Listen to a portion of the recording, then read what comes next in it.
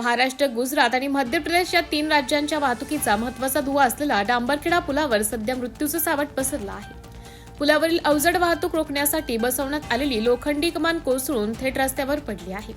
मात्र ही घटना घडूनही पोलीस प्रशासन आणि महाराष्ट्र राज्य रस्ते विकास महामंडळ कुंभकर्णी झोपेत असल्याने संताप व्यक्त होत आहे.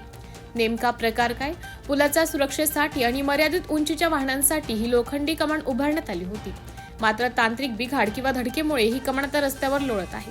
यामुळे पुलावरून चालणाऱ्या दुचाकी, चारचाकी आणि पादचाऱ्यांसाठी हा रस्ता डेड ट्रॅप बनला आहे. विशेषतः रात्रीच्या वेळी अंधारात ही कमान न दिसल्यास भीषण अपघात होऊन जीवितहानी होण्याची दाट शक्यता आहे. प्रशासनाचे आंधळे प्रेम.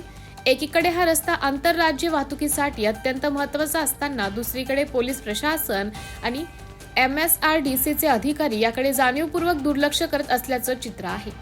पोलीस प्रशासन पुलावर अडथळा असतानाही वाहतूक नियमन किंवा बॅरिकेड्स लावण्याचे साधे सौजन्य दाखवलेले नाही. रस्ते देखभालीचा दावा करणारे हे विभाग कमान हटवण्याबाबत अद्यापही हालचाल करताना दिसून येत नाहीत. प्रवाशांचा संताप. हा रस्ता 3 राज्यांना जोडतो. हजारो वाहनांची ये-जा असते.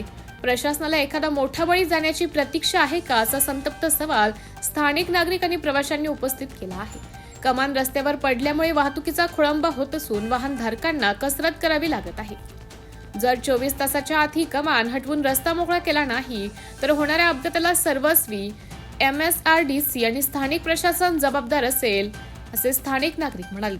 आता तरी संबंधित प्रशासन या दमदार बातमीची दखल घेऊन ही कमान हटवणार की पुन्हा एकदा फाईल वर्क मध्ये मग्न राहणार, याकडे सर्वांचं लक्ष लागले आहे. MTV न्यूज साठी प्रतिनिधी अक्षय भावसार, प्रकाशा.